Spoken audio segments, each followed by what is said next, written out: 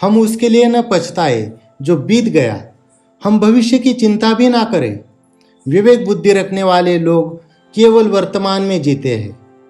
यह देवताओं का, संत जनों का और पालकों का स्वभाव है कि वे जल्दी प्रसन्न हो जाते हैं।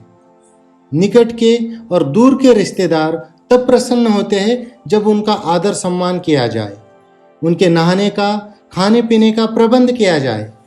पंडित जब उन्हें आध्यात्मिक संदेश का मौका दिया जाता है, जो प्रसन्न होते हैं। बड़े लोग अनोखी बातें करते हैं। वे पैसों को तिनके की तरह मामूली समझते हैं, लेकिन जब वे उसे प्राप्त करते हैं तो उसके बाहर से और विनम्र होकर झुक जाते हैं। जो व्यक्ति अपने घर के लोगों से बहुत आसक्ति रखता है, वह भय और दुख को पाता है। आसक्ति ही दुख का मूल है। जिसे सुखी होना है, उसे आसक्ति छोड़नी पड़ेगी। जो भविष्य के लिए तैयार है और जो किसी भी परिस्थिति को चतुराई से निपटता है, ये दोनों व्यक्ति सुखी है। लेकिन जो आदमी सिर्फ नसीब के सहारे चलता है, वह बर्बाद होता है। मेरी नज़रों में वह आदमी मृत है जो जीते जी धर्म का पालन नहीं करता। लेकिन जो धर्म पालन में अपने प्राण दे देता है, वह मरने के बाद भी बेशक लंबा जीता है। जो नीच लोग होते हैं, वो दूसरों की कीर्ति को देखकर जलते हैं। वो दूसरे के बारे में अशब्द कहते हैं क्योंकि उनकी कुछ करने की औकात नहीं है। यदि विषय बहुत प्रिय है तो वो बंधन में डालते हैं। विषय सुख की अनासक्ति से मुक्ति की ओर गति होती है।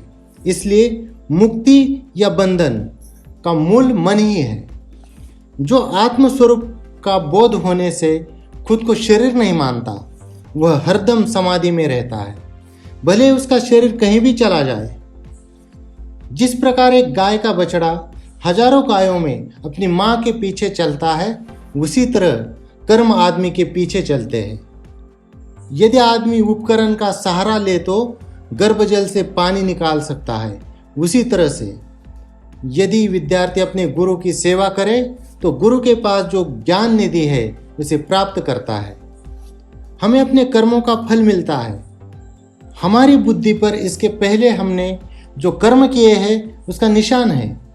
इसलिए जो बुद्धिमान लोग हैं वो सोच विचार कर कर्म करते हैं।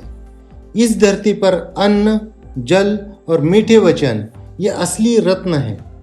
मूर्खों को लगता है पत्थर के टुकड़े रत्न हैं। धन्यवाद।